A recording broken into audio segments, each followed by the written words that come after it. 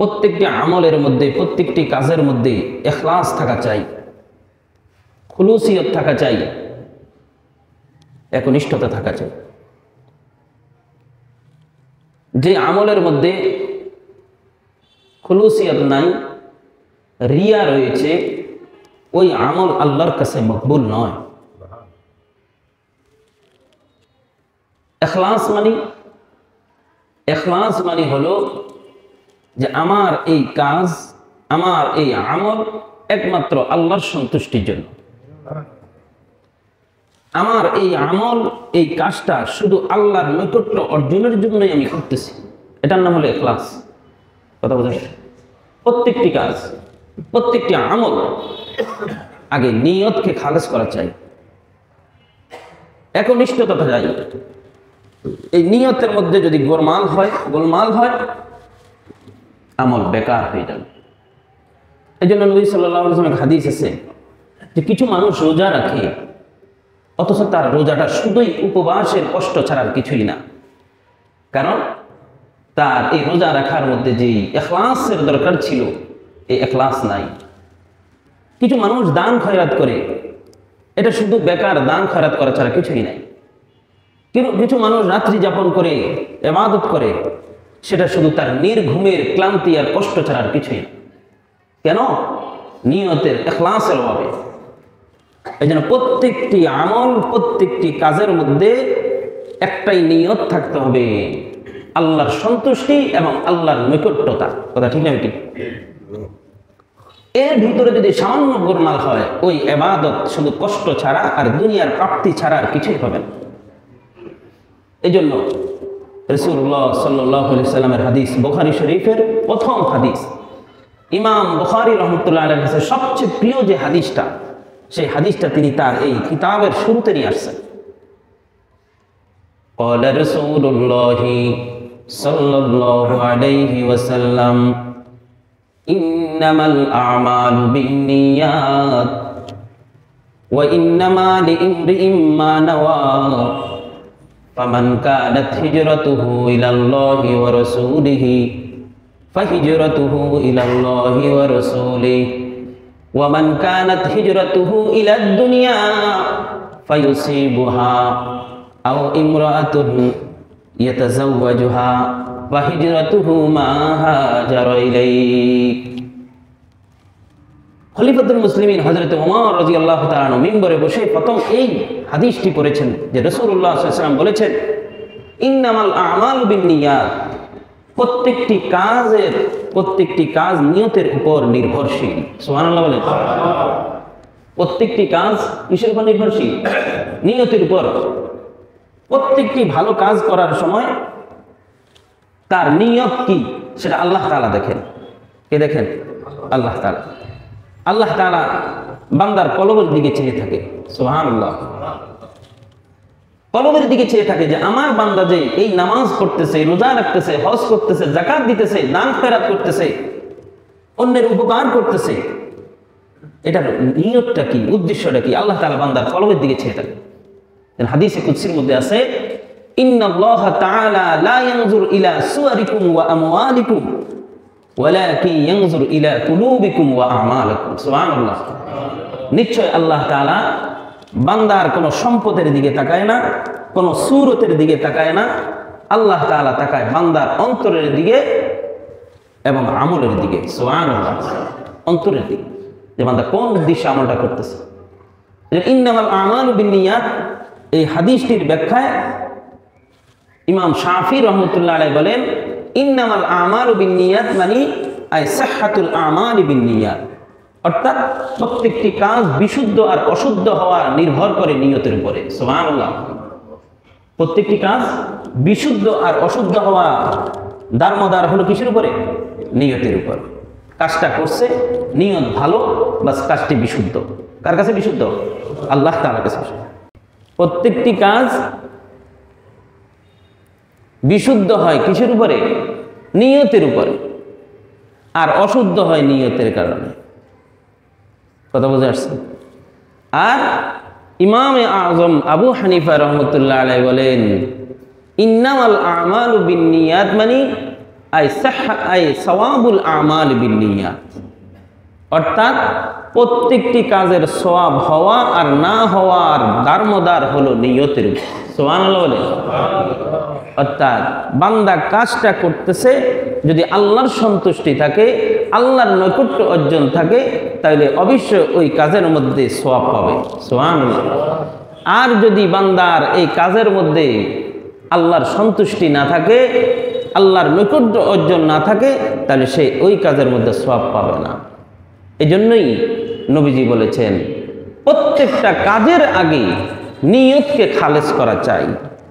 প্রত্যেকটি কাজের আগে কি নিয়তকে খালেস করা চাই, যে আমার এই কাজ একমাত্র আমার রবের সন্তুষ্টি।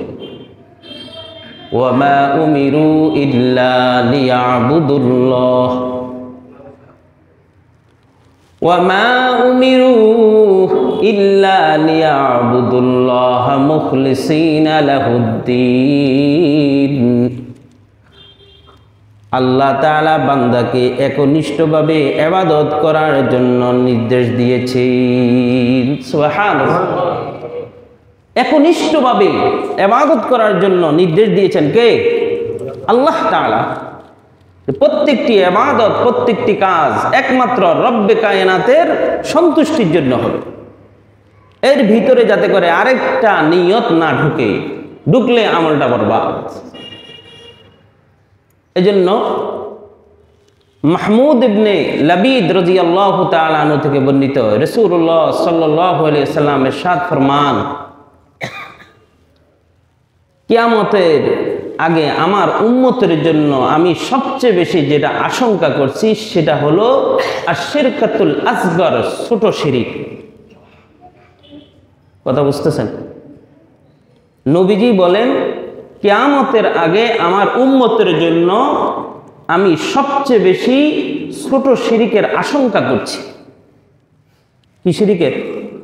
ছোট শিরিকের। সাহাবায়ে কেরাম জিজ্ঞেস করলেন, ইয়া রাসূলুল্লাহ, ছোট শিরিক কি? নবীজি বললেন রিয়া। নবীজি কি বললেন? রিয়া। রিয়া কি বুঝছেন? অহংকার, লোক দেখানো, লোক দেখানো আমল, এর নাম হলো রিয়া। এর নাম কি? এখন তো আমাদের মেয়েদের নামও রাখে রিয়া। অর্থ জানে কিনা আল্লাহ জানে। রিয়া মানে অহংকার, রিয়া মানে লোক দেখানো, এই নাম রাখা জায়েজ নাই।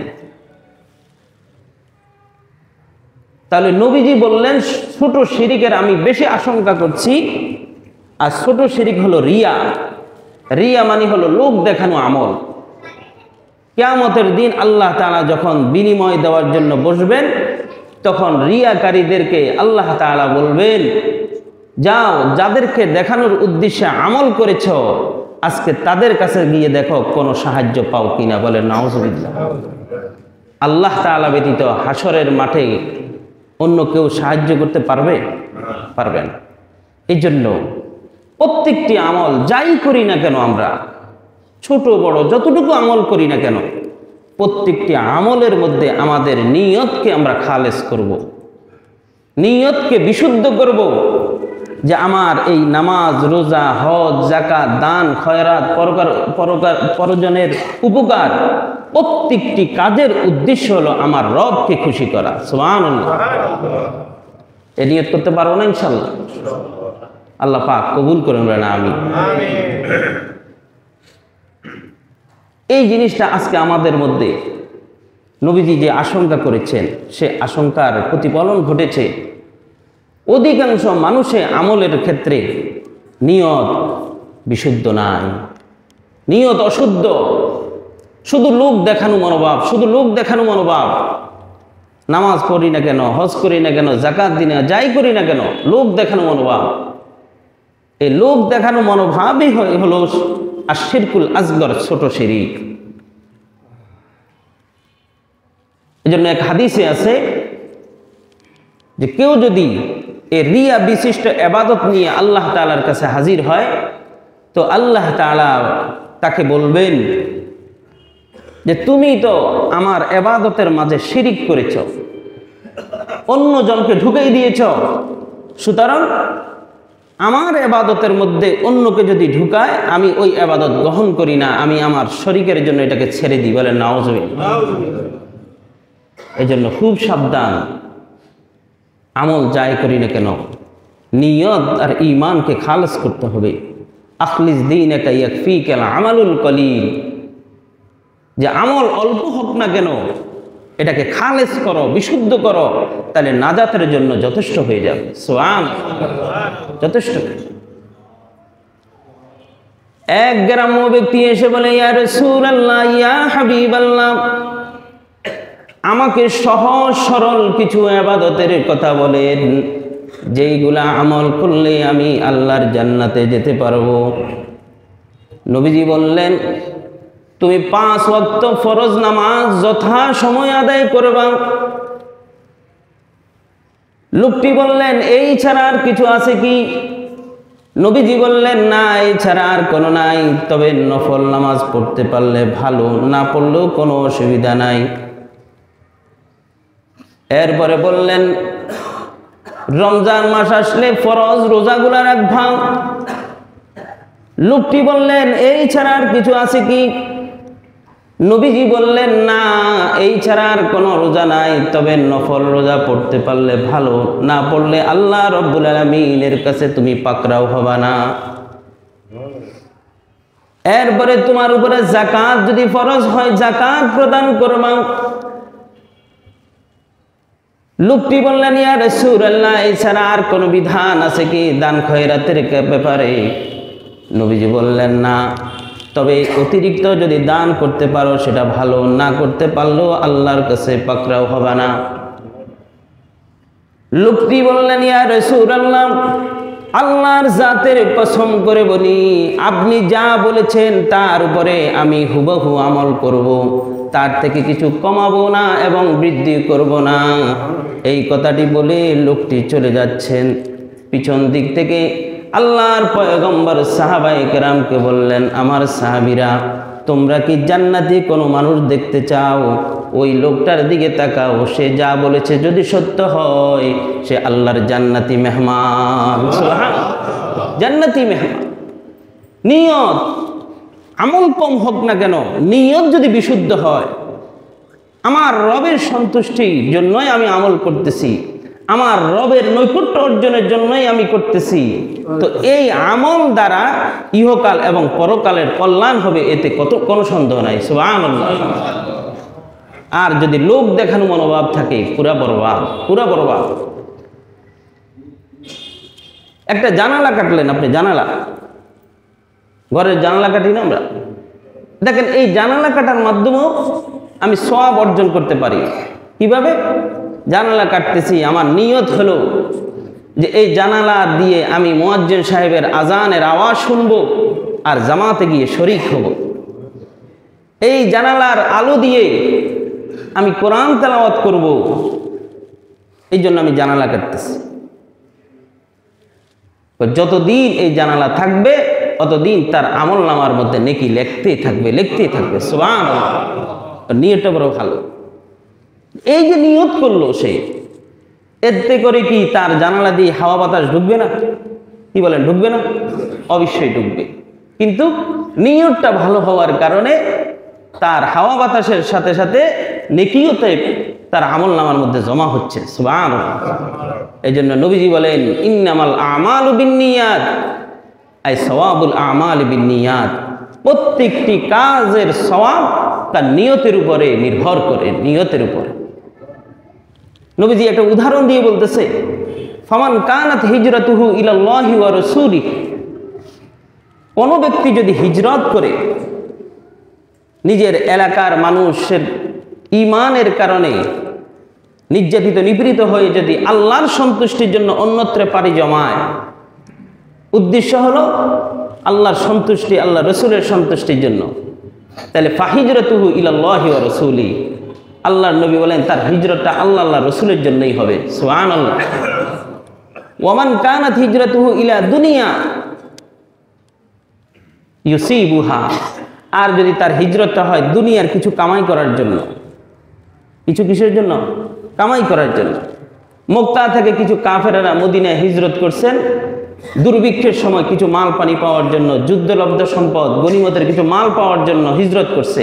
এদের উদ্দেশ্যে নবী বললেন যে এরা আসলে ঈমানের জন্য মদিনায় হিজরত করে নাই, কিছু মাল পাওয়ার জন্য। সুতরাং তারা দুনিয়ায় পাবে, ইউসিবুহা, তারা দুনিয়ায় পাবে। আও ইলা ইমরাতিন ইয়াতাজাওয়াজুহা, অথবা সে হিজরত করেছে তার প্রেমিকা বিয়ে করার জন্য। একটা মেয়ের সাথে সম্পর্ক আছে, বাংলাদেশের মেয়ের সাথে থাইল্যান্ডের ছেলের সাথে সম্পর্ক। দেখবেন অনেক সময় মিডিয়ার মধ্যে দেখা যায় বিভিন্ন রাষ্ট্র থেকে ছেলেরা আসে যায় বাংলাদেশের মেয়েদেরকে বিয়ে করার জন্য। ফেসবুকে সম্পর্ক, আসি মুসলমান হয়ে তারপর বিয়ে করে, দেখছেন না এরকম? এর উদ্দেশ্য কি আসলেই আল্লাহ সন্তুষ্টির জন্য ইসলাম ধর্ম গ্রহণ করা না বিয়ে করা? এর মূল উদ্দেশ্য বিয়ে করা। তো এই লোকের ঈমান কিন্তু খাঁটি হয় না। যেই লোক কোনো মেয়েকে বিবাহ করার জন্য ইসলাম ধর্ম গ্রহণ করছে, ওই দিন তার জন্য গ্রহণযোগ্য হয় না, এই বেশি দিন ইসলামের উপর টিকে থাকতে পারে না, নিয়ত ভালো না। তো নবীজি বললেন যে যে নিয়ত করবে সে ওই নিয়ত অনুযায়ী পাবে, এর ব্যতিক্রম হবে না। সুতরাং প্রত্যেকটি কাজের ক্ষেত্রে, প্রত্যেকটি ভালো কাজের ক্ষেত্রে যদি আমার নিয়ত থাকে আল্লাহর সন্তুষ্টি, যদি নিয়ত থাকে আল্লাহর নৈকট্য অর্জন, সে অবশ্যই ওই আমলের দ্বারা আল্লাহর সন্তুষ্টি আর আল্লাহর নৈকট্য অর্জন করতে পারবে ইনশাআল্লাহ। আর যদি নিয়ত থাকে দুনিয়াবি কোনো কিছু পাওয়া, সে তাই পাবে। আখিরাত তার জন্য শূন্য, তার জন্য জিরো ছাড়া কিছুই না। এজন্য আমরা প্রত্যেককে যে আমল করব না কেন, নিয়তকে আগে কি করব? খালেস করব। ওয়ামা উমিরু ইল্লা লিয়াবুদুল্লাহা মুখলিসিনা লাহুদ্দীন। আল্লাহ রাব্বুল আলামিন একনিষ্ঠভাবে বান্দাকে ইবাদত করার জন্য নিয়ত করেছেন, একনিষ্ঠভাবে ইবাদত করার জন্য নির্দেশ দিয়েছেন।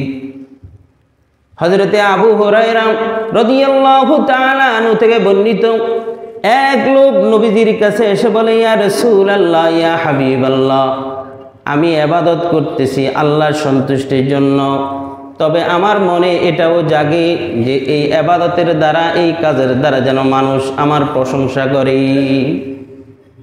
আমি আল্লাহর সন্তুষ্টির জন্য ইবাদত করি, কিন্তু আমার মনে এই জিনিসটা উদ্যত হয় যে মানুষ আমার এটা দেখি আমার খুব প্রশংসা করবে।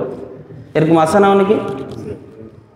দান খয়রাত করতেছে যে আমাকে মানুষ দানবীর বলবে, আমাকে সমাজ সেবক বলবে, এই দানের দ্বারা আমাকে একটা ভোট দিবে, ভোট। হ্যাঁ, এরকম উদ্দেশ্যে অনেকে দান খয়রাত করে কি করে না?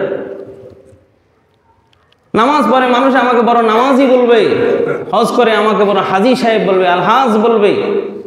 এরকম নিয়ত আছে কি নেই? অনেক মানুষ। লোকটি বললেন, আমি আল্লাহর সন্তুষ্টির জন্যই করি, কিন্তু সাথে সাথে মানুষের প্রশংসারও কামনা করি। নবীজি তার এই কথা শুনে চুপ হয়ে গেলেন। এই মুহূর্তে জিবরাইল এসে আয়াত শুনাই দিলেন, ফামান কানা ইয়ারজু লিকা রাব্বিহি ফালইআমাল আমালান সালিহা।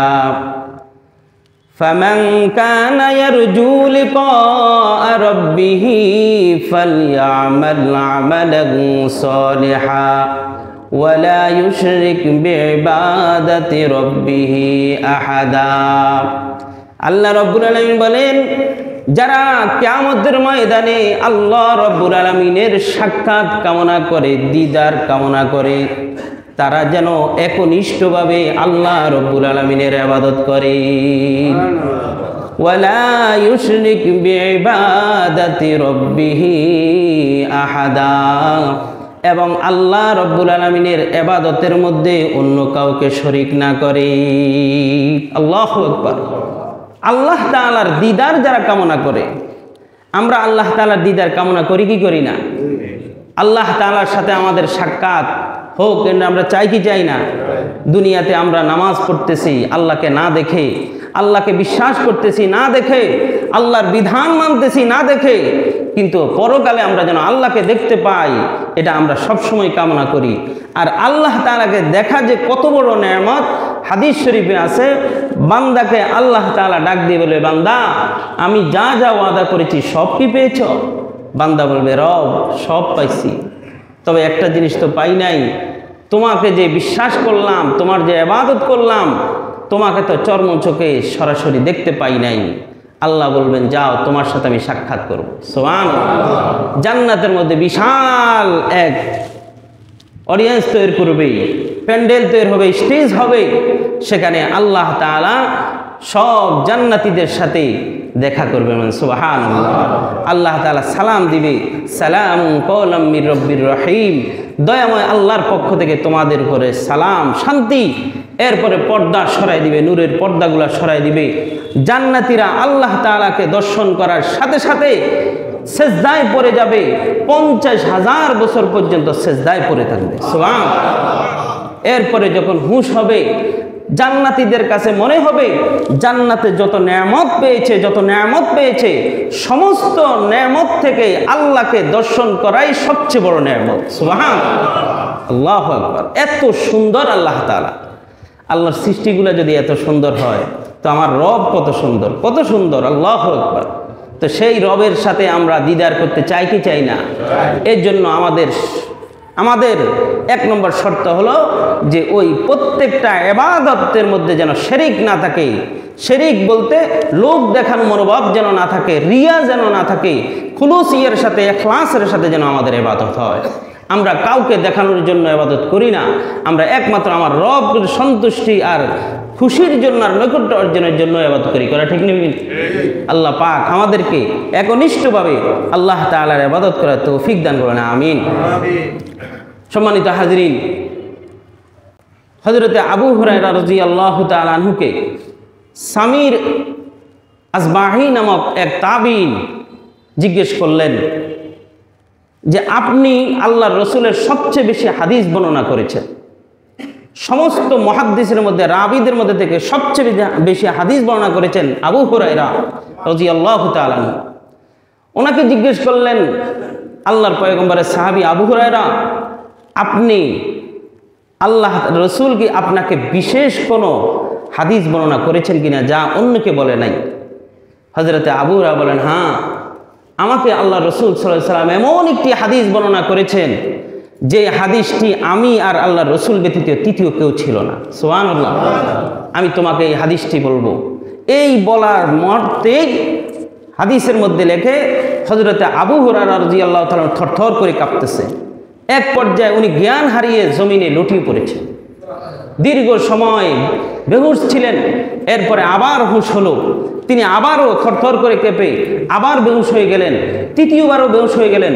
চতুর্থবার তিনি নিজেকে কন্ট্রোল করে তিনি বললেন, ও সামির আসবাঈ, আল্লাহ রাসূল সাল্লাল্লাহু আলাইহি সাল্লাম বলেছেন হাসরের কঠিন দিনে প্রত্যেকটা মানুষ নত জানু হয়ে মস্তক অবনত করে আল্লাহর সামনে বসে থাকবে, কেউ মস্তক উঠানোর পর্যন্ত সাহস পাবে না।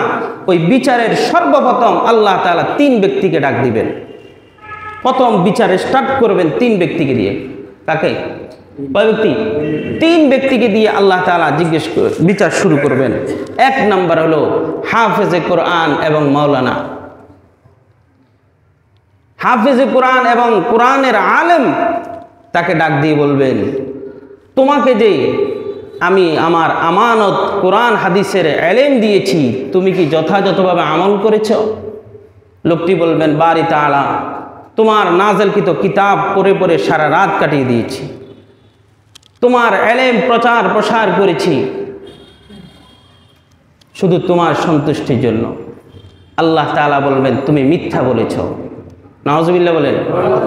সমস্ত ফেরেশতারা বলবে, তুমি মিথ্যা বলেছ, তুমি আল্লাহর সন্তুষ্টির জন্য ইলম হাসিল করো নাই, আল্লাহর সন্তুষ্টির জন্য কোরআন হেফজ করো নাই, তুমি কোরআন হেফজ করেছো, আলেম হয়েছ, মানুষ তোমাকে হাফেজে কোরআন বলবে, মানুষ তোমাকে আলেম বলবে, মানুষ তোমাকে বড় মুফতি বলবে, মুহাদ্দিস বলবে, বিশ্ব আমির বলবে। এই উদ্দেশ্যে তুমি ইলম হাসিল করেছ, সুতরাং যা চাইছো তা দুনিয়াতে পেয়েছ, যাও, আমার কাছে তোমার কোনো ফলাফল নাই। নাউজুবিল্লাহ। এরপরে আল্লাহ তাআলা দ্বিতীয় ব্যক্তিকে ডাক দিয়ে বলবেন, দানশীল ধনাঢ্য ব্যক্তিকে ডাক দিয়ে বলবেন, আমি যে তোমাকে অনেকগুলো সম্পদ দান করেছি, এই সম্পদ কি করেছো? বলবে, আল্লাহ আমি তো তোমার হুকুম অনুযায়ী পরিবারের জন্য হক আদায় করেছি এবং আমি অনেক দান খয়রাত করেছি তোমার সন্তুষ্টির জন্য। আল্লাহ বলবেন, মিথ্যা বলেছ, তুমি দান খয়রাত করেছ মানুষকে দেখানোর জন্য, লোক দেখানোর জন্য। মানুষ তোমাকে বড় দানবীর বলবে, সমাজ সেবক বলবে, দান করলে তোমাকে মানুষ ভোট দিবে, এই উদ্দেশ্যে তুমি কি করেছো? দান খয়রাত করেছ। সুতরাং যা চেয়েছো তা দুনিয়াতেই পেয়েছো। 3 নাম্বার, শহীদকে ডাক দিবেন। শহীদ বলবেন, তুমি কেন শহীদ হয়েছ? বলবে, আল্লাহ তোমার সন্তুষ্টির জন্য, দিন কায়েমের জন্য শহীদ হয়েছি। আল্লাহ বলবেন, মিথ্যা বলেছ, তুমি শহীদ হয়েছ মানুষকে দেখানোর জন্য।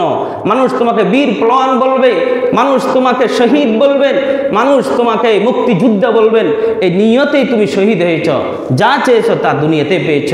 আল্লাহ বলবেন, 3 জনকে নিয়ে জাহান্নাম উদ্বোধন করো। বলেন নাউজুবিল্লাহ। এই জন্য দেখেন, আলেম দুনিয়ার নবীদের পরে সর্ব উত্তম ব্যক্তি, কিন্তু নিয়তের কারণে জাহান্নামের উদ্বোধন হচ্ছে। এরপরে শহীদ নিজের তাজা প্রাণ দিয়ে দিয়েছে, অথচ এত বড় কোরবানির পরেও নিয়ত খারাপ হওয়ার কারণে জাহান্নাম উদ্বোধন হচ্ছে।